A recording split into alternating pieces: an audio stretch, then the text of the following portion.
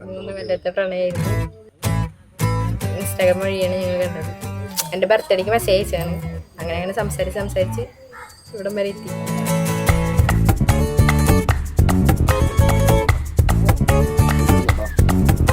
ഞങ്ങളുടെ ഫാമിലിയിലെ സൽസ്വഭാവി, സുന്ദരൻ, സുമുഖൻ, സുശീലൻ, ലോലഹൃദയൻ.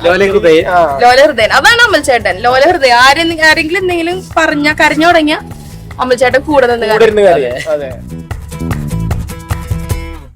നല്ല ക്യാരക്ടറാണ്.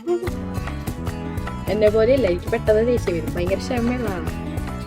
ഞങ്ങൾക്ക് ഒരു ദിവസം 50 പ്രാവശ്യം തല്ലും. അവരോട് ടൈമില്ല, അല്ലെങ്കിൽ സമാധാനം ഇന്നലെ അവരോട് തല്ലും, ഇന്നലെ വൈകുന്നേരം തല്ലില്ലേ അമ്മ.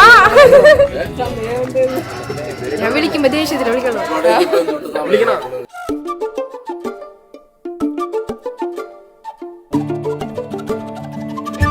ഇതിൽ ഏറ്റവും വലിയ ട്വിസ്റ്റ് എന്താണെന്നറിയോ? നന്ദന എന്റെ ജൂനിയർ ആയിട്ട് പഠിച്ചു കുട്ടിയാ. എന്നോട് എപ്പോഴും പറയും എന്റെ ജൂനിയേഴ്സിൽ ആരെങ്കിലും ഒന്ന് നോക്കിത്താന്നൊക്കെ എപ്പോഴും പറയും. ഞാൻ ഫുൾ ഗേൾസ് ഓൺലിയിൽ പഠിച്ച ആളാ. ജൂനിയേഴ്സിനെ നോക്കിത്തരാന്ന് പറഞ്ഞ് ഞാൻ നോക്കാണ്ട് അമൽചേട്ടൻ നോക്കി വളച്ചെടുത്തതാണ് നന്ദുവിനെ.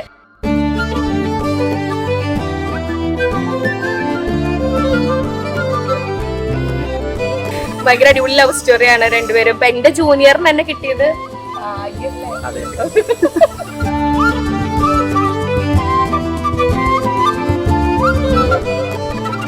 ഭയങ്കര പാവാ.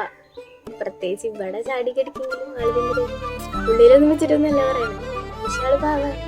നല്ല കുട്ടി, നല്ല സുന്ദരി മോള്, നല്ല ബ്യൂട്ടീഷ്യൻ. നമ്മളെല്ലാരും ഭയങ്കര ഹാപ്പിയാണ്.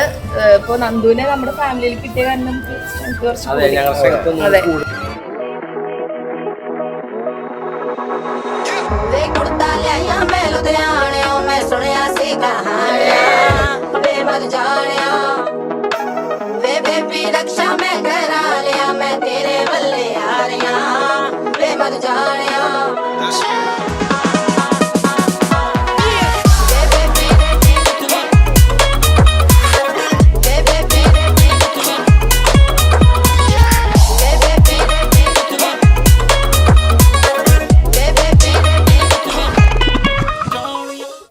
എങ്ങനെ പറയാന്ന് വെച്ചാൽ മിസ്സാവും.